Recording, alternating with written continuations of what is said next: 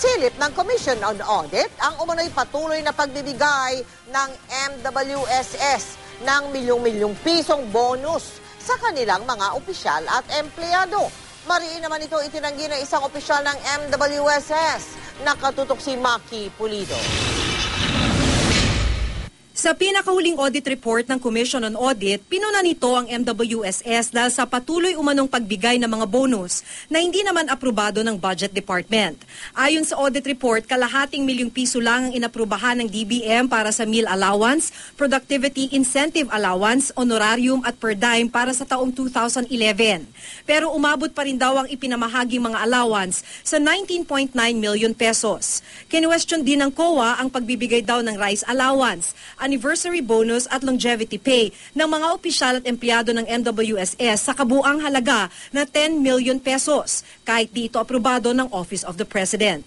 Pero sabi ni Nathaniel Santos, ang Senior Deputy Administrator ng MWSS, hindi raw totoong tuloy ang pagtanggap nila ng naglalakihang bonus tulad noong nakaraang administrasyon. Nahanap namin, tinignan namin yung COA audit report.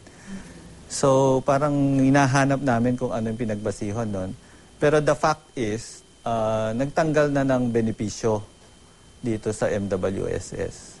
Talaga namang nagtanggal kami. In fact, based on our report, ang dami ng tinanggal na benefits. From a total of 24 bonuses, we're down to about 3 bonuses. Katunayan, sabi ni Santos, kung dati ang MWSS Chairman of the Board, higit 5 milyong piso ang natatanggap na cash compensation. Ngayon, 610,000 pesos na lamang.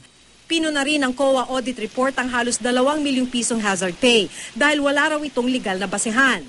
Pero sabi ng MWSS, ang binigyan lang naman nila ng hazard pay ay ang mga empleyadong nadedestino sa mga malalayong lugar. Wala na talaga. Umaangal na nga yung mga empleyado namin. Talagang dahil natanggalan talaga sila ng mga bonuses and benefits. Kaya isa lang sa mga mahigpit na rekomendasyon ng Commission on Audit, ang dapat lang daw na ibigay na allowance at bonus sa MWSS ay yung itinakda lang ng Department of Budget. Maki Pulido, Nakatutok, 24 Oras.